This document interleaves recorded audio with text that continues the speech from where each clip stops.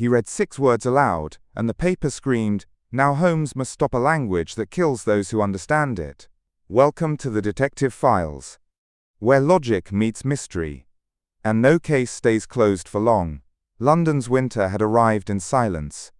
Gaslights flickered against the dense veil of fog curling through Baker Street, muffling the sound of carriage wheels and turning even the bravest footsteps cautious.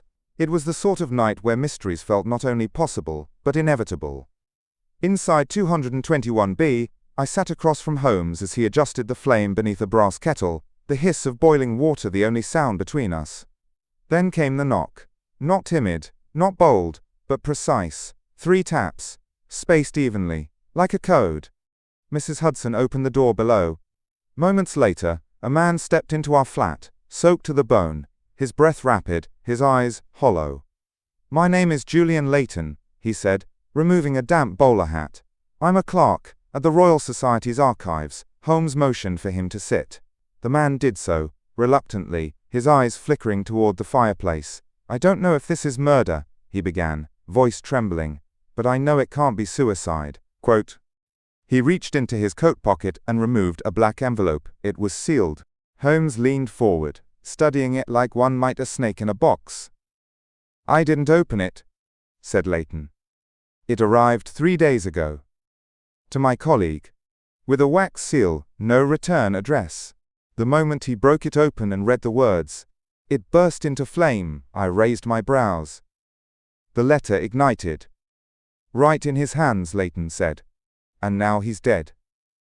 There was a long silence. Holmes broke it. "How did he die?" "Smoke inhalation." But only his fingers were burned. The rest of the office was untouched. Holmes leaned back, tenting his fingers. "And you kept the second letter to bring to me," he said, nodding toward the envelope. Layton nodded slowly. Holmes looked at me. "Watson, be so kind as to bring the glass bell jar from the study." As I fetched the object, I couldn't help the question forming in my mind. One that, in that moment, didn't feel ridiculous at all. What sort of ink bursts into flame when read aloud? And who was the author? Holmes did not touch the envelope. Instead, he gestured for Layton to place it gently beneath the glass dome on the desk, as if it were a cursed relic from some ancient tomb. "The first victim," Holmes said. "Tell me everything about him." Layton hesitated. His name was Dr. Thomas Ellery. We worked together for years. He managed rare manuscripts at the Royal Society. Brilliant man, but odd. "In what way?" Holmes asked, without looking up. His eyes were fixed on the wax seal, a peculiar one. It bore no initials, only a stylized symbol, 2 concentric circles, with a vertical slash cutting through them like a blade. He was obsessed with linguistics. Layton continued. "Cryptographic patterns. Ancient languages. Especially alphabets no longer in use. He once claimed letters could carry energy, that some combinations shouldn't be read aloud." Holmes's eyes sharpened. "And this envelope?" "It arrived by post." "No. That's the strangest part," Layton whispered. "It was delivered by hand. No signature. No return name. Just appeared on his desk in the middle of the night." I frowned. "A prank?" Layton shook his head. "The next morning we found him gasping for air, his fingers charred, and the letter nothing but floating ash." Holmes leaned back. "Tell me," he asked calmly, "did Ellery read the letter silently, or aloud?" Layton swallowed aloud. "I heard him, just 6 or 7 words, and then—" Holmes closed his eyes. "Fascinating," he muttered. He stood, stepped toward the desk, and examined the envelope under the bell jar. "Watson," he said without turning, "what makes ink flammable?" "Most are not," I replied, "unless mixed with alcohols or phosphorus derivatives. But even then, ignition requires heat or flame." Holmes smiled faintly. "Unless the ink is volatile, and the trigger is sound." A long silence followed. Layton broke it. "You think the ink reacts to the voice?" "I think," Holmes replied, "we're dealing with an author who doesn't wish to be read. A manuscript designed to punish the act of comprehension itself." I shivered. "Have there been other letters?" Holmes asked. Layton hesitated. Then, reluctantly, from his inner coat he pulled a second envelope. "This one came this morning," he whispered. "And who is it addressed to?" I asked. He looked at me. You, Dr. Watson, Holmes and I both froze. Holmes stood at the window, unmoving. Outside, the fog thickened like rising smoke, a silent tide swallowing rooftops, gas lamps, and reason itself. Behind the glass there was no figure, no footprints, only the stillness of winter and the scent of Shah. He turned slowly, Watson. Fetch the red vial from the chemical cabinet. Labeled thallium resin B. I obeyed at once. Holmes rarely invoked full reagent analysis unless he suspected an exotic compound. I uncorked the small glass vial and handed it to him. He opened it near the second envelope and watched. Nothing. Then, with tweezers, he held a thin glass stirrer above the envelope and let a single droplet fall onto the lettering of my name. The reaction was immediate.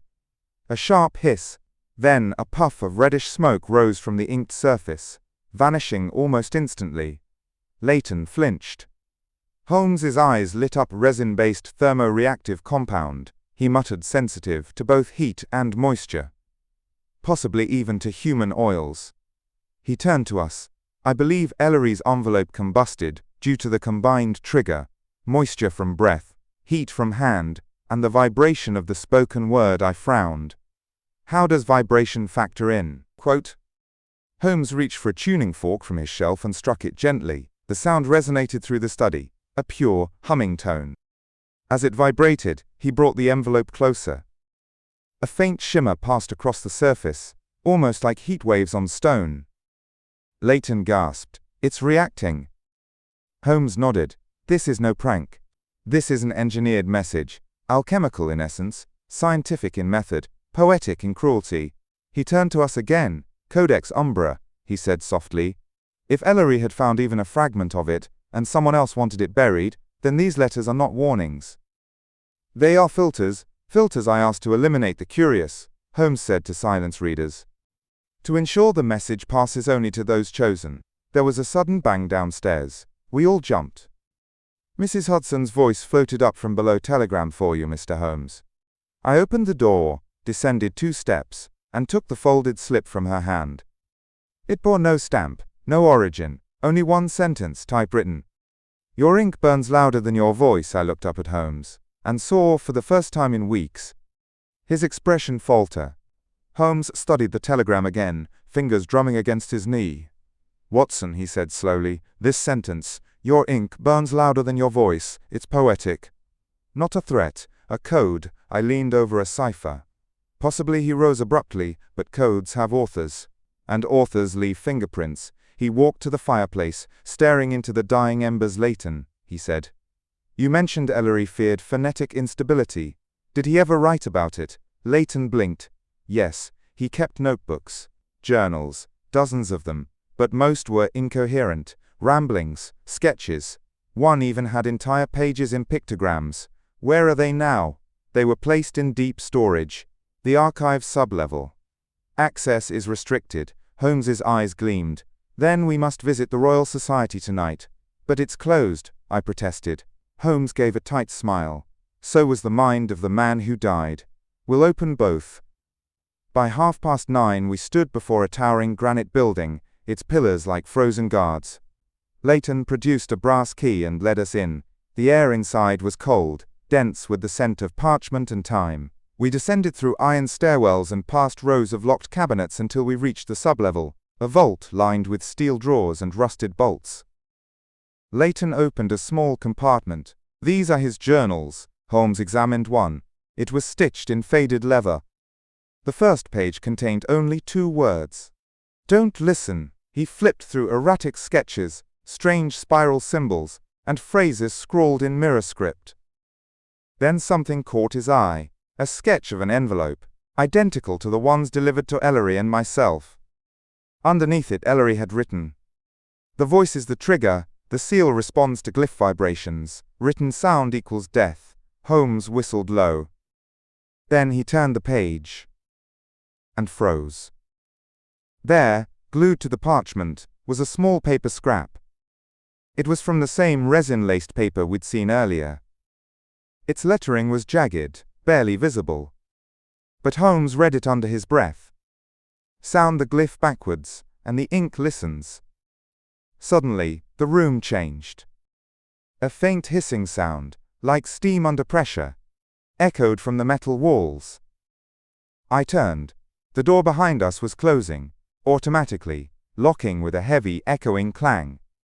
We were trapped, and behind us, in the shadows of the archive vault, a figure moved. Holmes studied the telegram again, fingers drumming against his knee. "Watson," he said slowly, "this sentence, 'Your ink burns louder than your voice,' it's poetic." Not a threat, a code. I leaned over a cipher. Possibly he rose abruptly, but codes have authors. And authors leave fingerprints. He walked to the fireplace, staring into the dying embers. "Leighton," he said. "You mentioned Ellery feared phonetic instability. Did he ever write about it?" Leighton blinked. "Yes, he kept notebooks, journals, dozens of them, but most were incoherent, ramblings, sketches. One even had entire pages in pictograms. Where are they now?" "They were placed in deep storage. The archive sublevel. Access is restricted." Holmes's eyes gleamed. "Then we must visit the Royal Society tonight." "But it's closed," I protested. Holmes gave a tight smile. "So was the mind of the man who died. We'll open both." By 9:30 we stood before a towering granite building, its pillars like frozen guards. Leighton produced a brass key and led us in. The air inside was cold, dense with the scent of parchment and time. We descended through iron stairwells and past rows of locked cabinets until we reached the sublevel, a vault lined with steel drawers and rusted bolts. Leighton opened a small compartment. "These are his journals." Holmes examined one. It was stitched in faded leather. The first page contained only 2 words. "Don't listen." He flipped through erratic sketches, strange spiral symbols, and phrases scrawled in mirror script. Then something caught his eye. A sketch of an envelope, identical to the ones delivered to Ellery and myself. Underneath it, Ellery had written, "The voice is the trigger, the seal responds to glyph vibrations, written sound equals death." Holmes whistled low. Then he turned the page and froze. There, glued to the parchment, was a small paper scrap. It was from the same resin-laced paper we'd seen earlier. Its lettering was jagged, barely visible. But Holmes read it under his breath. "Sound the glyph backwards, and the ink listens." Suddenly, the room changed. A faint hissing sound, like steam under pressure, echoed from the metal walls. I turned. The door behind us was closing, automatically, locking with a heavy, echoing clang. We were trapped, and behind us, in the shadows of the archive vault, a figure moved. The vault's metallic silence now held a pulse. That figure in the dark was not still. It was listening. Holmes turned slowly, placing a finger to his lips. Even his breath became calculated, measured. I heard the shift of boots on concrete. The dim gaslight above flickered as if aware of the fear spreading below it. Leighton whispered, "Who's there?" A sound answered him. Not speech, not footsteps, a soft rasp, like parchment being torn, like a whisper spoken by the dead. Then, silence. Holmes moved swiftly. He retrieved a small silver matchbox from his coat, and struck a flame. The momentary burst of light revealed the figure more clearly now. Tall, narrow-shouldered, wearing what appeared to be a long archivist's coat. But the head was obscured by a hood or mask of some kind, glinting, featureless. Then it raised its hand. In it was another black envelope. Holmes stepped forward. "Drop it," he commanded. The figure tilted its head. Then, calmly, it set the envelope down on the nearest archive drawer and stepped backward, fading into the shadows without a word. Holmes lunged to follow, but the passage twisted into nothingness. A wall of shelves. "Solid one. Don't believe it," Leighton muttered. "There's no exit there." Quote. Holmes picked up the envelope with tongs and held it toward the gaslight. On the back was a wax seal. No symbol, but a name. Mine. Again. I stared in disbelief. Holmes wasted no time. He retrieved a pencil and gently rubbed the wax seal surface over thin paper, a pressure reveal. Slowly, a faint imprint emerged, a 3-letter sequence. S.I.G. He narrowed his eyes. "Watson," he said softly. "Does that name mean anything to you?" "No," I replied. but it feels like an abbreviation. He turned to Leighton. Did Ellery ever reference such letters? Leighton thought for a long moment. Then, paled. Yes. He once mentioned a group, scriptum, ignes gnosis, the writing fires of knowledge. A society, I asked. Worse, Holmes replied, a cabal. Rumored to protect ancient phonetic texts. To punish those who speak forbidden glyphs aloud. Then why are they targeting you? I asked. Holmes looked at the envelope in his hand. They're not targeting me, he whispered. They're warning me to stop reading, and from the hallway beyond the vault, another sound echoed through the steel. The clear, unmistakable scream of burning paper. We rushed into the adjacent hallway, the echo of that scream still reverberating against the steel-lined walls. The source wasn't a person. It was sound coming from the paper itself. At the far end of the corridor, flames danced along the floor, licking up the edges of a file drawer that had burst open. Within, dozens of manuscripts blazed. But the fire stayed unnaturally contained, as if burning only what it chose. Get water! I shouted. There's no time, Holmes muttered. Instead, he yanked a heavy wool coat from the coat rack by the archive door and flung it over the open drawer. The flames hissed, shrieked, then died instantly. Leighton stood shaking. What kind of fire screams? Holmes didn't answer. He was already examining the singed edges of the files. Each page had been marked with the same symbol as the earlier envelope, concentric circles pierced by a vertical slash. But more disturbingly, a phrase was stamped repeatedly across the lower margin in bold, blocky ink. Do not listen to the silence. Watson looked at Holmes. That's paradoxical. Exactly, Holmes said, a warning designed to fracture logic. A linguistic trap. He turned to Leighton. This entire chamber has been weaponized. Whoever, they've booby-trapped language itself, I asked. What were they burning? Leighton flipped through a half-scorched index card. It was Ellery's collection. Every page he ever filed related to the Codex Umbra, phonetic glyphs and something called the eighth sound. Holmes paused. The eighth sound, yes, said Leighton. Ellery said that language had 7 known phonetic vibrations. The eighth was theorized to be lethal. It bypassed reason. Sound that isn't meant to be heard. And he thought it could be written, or read aloud, Leighton said, and whoever controls it, controls fear itself. Holmes turned to me. We are not just chasing a murderer, Watson. We are dancing along the rim of a language trap, where comprehension is the fuse, and curiosity is the flame. At that moment, the gas lamp above us flared, then burst, plunging the archive into darkness. And from somewhere in the vault, a voice called out, not in English, not in Latin, but in something older, something that made the hair rise on my neck, something that did not want to be remembered. The voice rose from the darkness. Not spoken, not whispered, but exhaled. It wasn't loud, but it wasn't human either.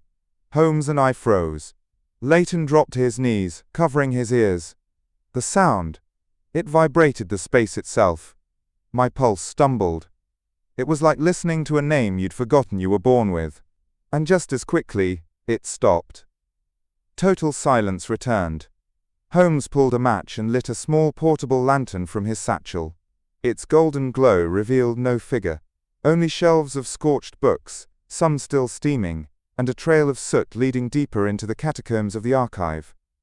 I believe we just heard the eighth sound, Holmes said. I swallowed and survived. For now, he replied, but that wasn't a message. That was a test. He crouched beside the blackened envelope with my name. Its seal had cracked from the heat, and on its face, barely visible beneath the soot, were 3 handwritten words. Only he listens. Holmes stared for a moment. Then he stood. We're being drawn into a linguistic snare, he said, and I suspect its designer is not far. Leighton spoke up. Ellery once said the Codex Umbra wasn't written by a man. He believed it was transcribed from sound itself. He thought the original author had gone mad just hearing it. Holmes turned sharply. Then madness is our next clue. We made our way toward the deepest section of the archive, past abandoned research vaults and shelves untouched by candlelight in years. Holmes stopped before a door marked, a 13 withdrawn materials. Leighton blinked. That room's sealed. Contents quarantined after a clerk went mad. Holmes smiled grimly. Exactly where we need to be. He pressed his hand against the rusted lock and jimmied the bolt free with a thin wire. The door creaked open. The room beyond was pitch black. Holmes stepped inside and lit a match. A single desk sat at the center, covered in dust, and on it, a black notebook. Closed, but humming softly. I swear I felt it. Holmes placed his hand above the cover. The hum grew louder. Then the notebook opened by itself. Pages flipped without wind, until they stopped on a single glyph drawn in thick, tar-like ink. It did not look like writing. It looked like an eye. And it was bleeding. Holmes whispered. "We've just found the origin." The glyph pulsed faintly on the page. Not glowing, not moving, but resonating. I felt it behind my eyes. Holmes snapped the book shut. Instantly, the humming ceased. He wrapped it in a silk cloth and tucked it under his arm like a live explosive Watson. He said quietly, "We are carrying a loaded weapon. One that doesn't require a trigger finger, only a curious mind behind us," Leighton whispered. "I've seen that eye before we turned in Ellery's final journal," he continued. "He called it oculus mortis, the eye of death. He said it doesn't see, it remembers sound." Holmes nodded. "A memory glyph." "More than memory," Leighton said. "He claimed it feeds on sound, on comprehension." I stared at the closed notebook. Then why would anyone create such a thing? Holmes replied without hesitation to silence truth. Back at 221B Baker Street, Holmes placed the notebook within a lead-lined case and locked it inside a concealed drawer beneath the floorboards. Mrs. Hudson was not informed. The rest of the night passed in nervous silence. Holmes refused to speak aloud. Instead, he wrote short notes to me, avoiding verbal speculation altogether. Only once did he whisper, at dawn, as we sipped tea in the grey light, "They tried to kill language, Watson." "One word at a time," I frowned. "Who are they, SIG?" he said softly. "The scriptum ignes gnosis. If we find the founder, we end the chain." That afternoon, a letter arrived, delivered by hand. The boy who brought it wore no uniform and vanished the moment Holmes tipped him. The letter was sealed in wax. Deep crimson. Inside, no words, only a photograph of Ellery. Alive, sitting in a darkened theater, facing a stage, alone. Behind him, another man, cloaked, masked. Holmes turned the photo over. A single line had been scratched into the back. Some glyphs must be performed. Watson blinked. Performed. Holmes's eyes narrowed. "It's a performance," he said slowly. "They're planning a public reading. A recitation. No, a demonstration." And beneath the photo, folded into the corner of the envelope, was a theater ticket. No seat number, just a time. Midnight. And the name of the play. The silence that spoke first. The theater stood in Holborn, near the edge of the legal quarter, an old performance house closed since 1889 due to a fire that had claimed 6 lives. Yet tonight, its gaslights flickered once more. We arrived minutes before midnight. No crowd, no signs of performance. Only a single usher at the door, cloaked in grey, who took our invitation without speaking and gestured us inside. The interior smelled of wax, smoke, and forgotten velvet. Dust clung to the curtains. The seats were empty, except for 3 figures, all seated alone in separate rows, faces hidden, hands folded. Holmes whispered, "We're not the audience, we're part of the act." We sat in the 4th row, center, no orchestra, no stage manager, no curtain call, only a dim spotlight that slowly began to glow at center stage.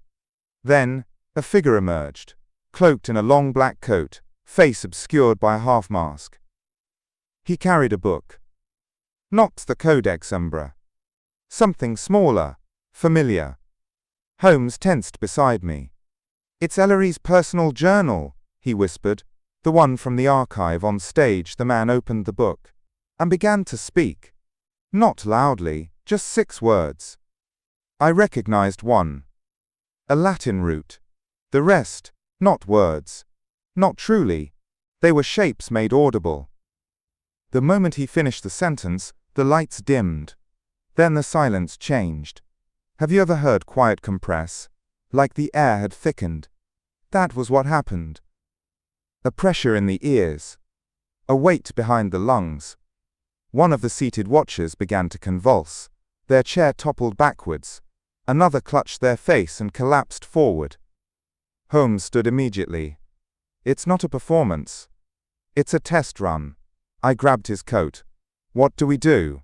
He turned. We interrupt the ending. He stepped into the aisle, striding toward the stage. The figure kept reading. A second sentence now. Slower. More drawn out. As if each syllable was a match waiting to ignite. Holmes reached the orchestra pit, vaulted the rail, and threw the lead-lined notebook case directly at the stage reader's book. The impact knocked the journal from his hands. The masked figure recoiled. The lights surged, then died. Total darkness. Screams followed. Not from voices, from walls. The sound of cracking wood, screeching hinges. Language, unraveling. Holmes's voice rose from somewhere in the dark. Watson, the glyphs, tear them from the pages. But I couldn't see, only feel. And then, I heard it, the same eighth sound. But this time, it called my name. The voice that called my name wasn't Holmes, and it wasn't human. It didn't travel through air. It passed through thought. I dropped to my knees, clutching my head. Behind my closed eyelids, I saw glyphs, spirals, teeth, flame-shaped lines pulsing like heartbeats. They weren't just symbols, they were instructions. Holmes's hand seized my shoulder. I opened my eyes. The theater was chaos. Overturned chairs, motionless bodies, smoke without fire. The masked reader on stage was gone, Watson, Holmes said urgently. Speak nothing. Not a single word. I nodded, still dizzy. He dragged me toward the wings of the stage. Behind the curtain, a stairwell descended into the theater's understructure, the old costume tunnels once used by stagehands. We fled into them. There, in the damp brick corridor, Holmes finally exhaled. They weren't just testing words. They were recording effects. Measuring which glyphs trigger which reactions. I found my voice. For what purpose? Holmes turned to me, eyes dark. To build a new language. One that controls. One that doesn't describe reality. It rewrites it. We pushed deeper, until we found an old gaslight alcove. There, half-burnt pages lay in heaps. Musical notations fused with runes. Transcriptions of phonetic glyphs paired with neurological diagrams. It was a lab disguised as a performance. And at the center, a name. Holmes read it aloud, carefully, syllable by syllable, Lucien Very. Who is he? I asked. He's not SIG. Holmes said he founded it. By dawn, we were back in Baker Street. Holmes's chalkboard now bore 7 glyphs, and 3 red strings of connection. Veris is the key. But he's already moved beyond ink and paper. He turned to me, his voice low. They found a way to embed glyphs in sound. Verbal glyphs, code hidden in lullabies, poetry, or courtroom oaths. Once spoken, comprehension triggers collapse. I stiffened. And what happens when they encode a speech? Or a sermon? Holmes nodded grimly. Mass cognition, panic, erasure of memory, the perfect weapon. And they've tested it on us. But why me? I asked. Holmes tapped the notebook. Because you heard the 8th sound and survived. You're no longer a target, Watson. You're a candidate. There was a pause. And then, from the fire grate, a small plume of black ash floated upward. Not paper, not cloth, but ink. And it formed 3 letters in mid-air. LVR.